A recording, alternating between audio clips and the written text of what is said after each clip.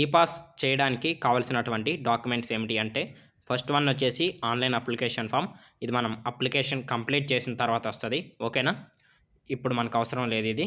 Second one వచ్చేసి allotment order. ఓకేనా, మనకి కాలేజీలో అలాట్మెంట్ ఆర్డర్ ఇవ్వాలి, జాయినింగ్ రిపోర్ట్, ఇది అప్లోడ్ చేయాల్సి ఉంటుంది. థర్డ్ వన్ వచ్చేసి 10th memo, inter memo, degree memo, ఇవి కూడా మనం డీటెయిల్స్ ఎంటర్ చేయాల్సి ఉంటుంది. ఓకేనా.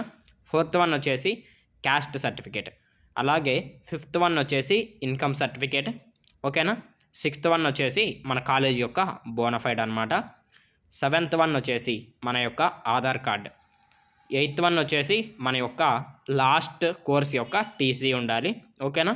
నైన్త్ వన్ వచ్చేసి గ్యాప్ సర్టిఫికేట్. ఇఫ్ అకాడమిక్ కేసులో కనుక గ్యాప్ ఉంటే గ్యాప్ సర్టిఫికేట్ కంపల్సరీ అప్లోడ్ చేయాల్సి ఉంటుంది. ఓకేనా. 10th వన్ వచ్చేసి మన యొక్క స్టడీ కండక్ట్ సర్టిఫికేట్స్ అనేది అయితే వీళ్ళు చెప్పారు. బట్ ప్రీవియస్ 7 years ఉంటే సరిపోతుంది, ఫస్ట్ క్లాస్ నుండి అయితే అవసరం లేదు. ఓకేనా. మనది హాస్టల్ మెస్ కార్డు కూడా ఇందులో వెరిఫికేషన్ అప్పుడు కాలేజీలో ఇవ్వాల్సి ఉంటుంది, ఆన్లైన్లో అయితే అప్లోడ్ లేదు. 11th వన్ వచ్చేసి. ఓకేనా. 12th వన్ మేజర్, మన యొక్క ఈ యొక్క అప్లికేషన్లో మేజర్ రోల్ ప్లే చేసేది బ్యాంక్ అకౌంట్ అనమాట. మీ పేరుతో ఉన్నటువంటి బ్యాంక్ అకౌంట్ మాత్రమే ఇందులో అప్లోడ్ చేయండి. ఓకేనా.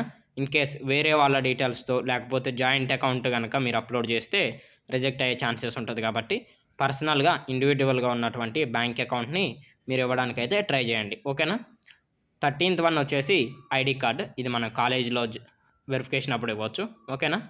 14th వన్ అటెస్టెడ్ చేయాల్సి ఉంటుంది అని చెప్పారు. కాకపోతే అటెస్టేషన్ అనేది కంపల్సరీ అని మనం చెప్పలేము, సిచ్యువేషన్ తగ్గట్టు వాళ్ళు చేంజెస్ కూడా చేయొచ్చు.